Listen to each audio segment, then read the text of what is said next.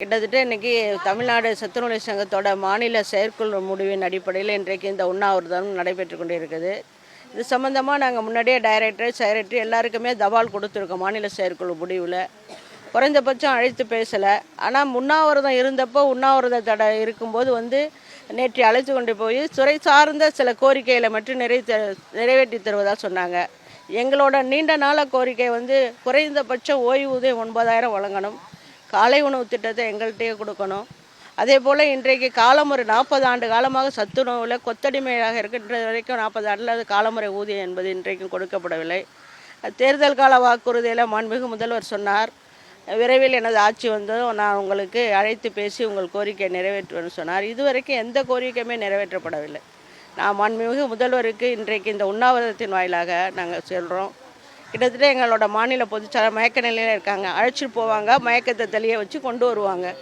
எங்கள் உயிர் போனாலும் பரவாயில்ல, எங்களோட நீண்ட நாள கோரிக்கை நிறைவேறணுன்ற எண்ணம் மாண்புமிகு முதல்வருக்கு வர வேண்டும். குறைந்தபட்சம் அழைத்து பேசுங்கன்னு சொல்கிறோம். அதை கூட செய்வதற்கு இந்த அரசு தயாராக இல்லை.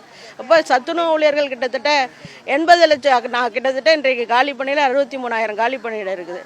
கிட்டத்தட்ட ஒரு சத்துணவப்பாளரும் 4 மையம் 5 மையம் பார்க்குறோம். அதோட கூட இல்லாமல் உதவியாளர் சமையலர் பணி ஆளே இல்லாமல் அந்த இடத்துல அமைப்பாளரோ அல்லது அங்கே இருக்கிற உதவியாளரோ கையில் எடுத்துக்கிட்டு போக வேண்டிய சூழ்நிலை இருக்கிறது. இன்றைக்கு அரசாணை 95 போட்டு தொகுப்பூதியத்தை மீண்டும் கொண்டு வருகிறார்கள். இது எந்த விதத்தில் நியாயம் என்பது இந்த அரசுக்கு தெரியவில்லை. அதே போல் வருகிற சட்டமன்ற கூட்டத்தொடரில் கூட எங்களுக்கு ஏதாவது குறைஞ்சபட்சம் செய்கின்ற வாக்குறுதியை கூட கொடுக்கல. இன்றைக்கு மயக்க நிலையில் இருக்கிற இன்றைக்கு கிட்டத்தட்ட மாநில நிர்வாகி இப்போ ஒருத்தங்க எங்களோட மாநில செயலாளர், அரசூழியர் சங்கத்தோட துணை செயலாளர், அவங்க மயக்க நிலையில் போய் எனக்கு மூச்சே இல்லை உங்களுக்கு அந்த நிலைமையில் கொண்டுட்ருக்கோம். குறைஞ்சபட்சம் இந்த அரசு அழைத்து பேசுவதற்கு ஏன் தயங்குகிறார்கள் என்பது இன்னும் தெரியலை. நாங்கள் இப்போயும் சொல்கிறோம், 24 மணி நேரம் இன்னும் முடியறதுக்கு இன்னும் காலதாமசம் இருக்குது. குறைஞ்சபட்சம் முதலமைச்சர் எங்களை அழைத்து பேச வேண்டும் என்று நாங்கள் கேட்குறோம். என்ன ஆனாலும் சரி, எங்கள் பொதுச் செயலாளரை நாங்கள் இப்போ அனுப்ப போகிறதில்ல. பார்க்கட்டும், லைவில் இப்போ எத்தனை பேர் பார்த்துட்டு தானே இருப்பாங்க. எனக்கு சத்துணவு ஊழியர்கள் கிட்டத்தட்ட 40 ஆண்டு காலம் மாறி மாறி ஆட்சிகள் வருது. ஆனால் அவங்களுக்கு ஒரு கனவு இருக்குல்ல, தொடர்ந்து அவங்களாவே முதலமைச்சராகவே இருக்கணும்னு. இப்போ எங்களுக்கு ஒரு ஆசை இருக்குல்ல, நாங்கள் 40 ஆண்டு காலம் வேலை பார்த்துட்ருக்கோம். ஒரு காலமுறை ஊதியத்தில் வரணும், குறைஞ்சபட்சம் பென்ஷன் வேணும்னு. 2,000 ரூபா பென்ஷனு.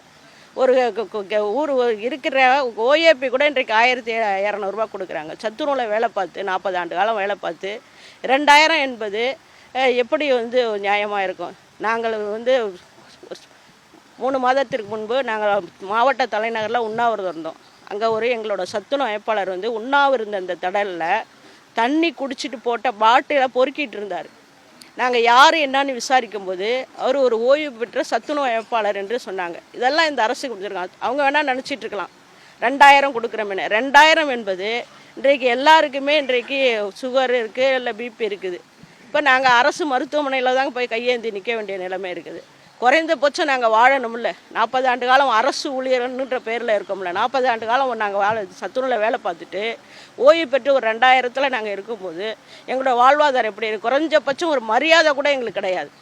இதையெல்லாம் வலியுறுத்த அரசுக்கிட்ட நாங்கள் கோரிக்கை வச்சு இந்த போராட்டத்தில் இருக்கிற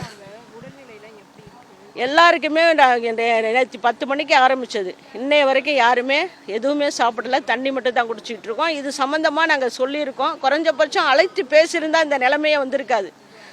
துறை சார்ந்த எங்களுக்கு தொடர்ந்து 10 மணி வரைக்கும் நாங்கள் இருப்போம். செய்திகளை உடனுக்குடனும் துல்லியமாகவும் தெரிந்து கொள்ள சப்ஸ்கிரைப் பண்ணுங்க.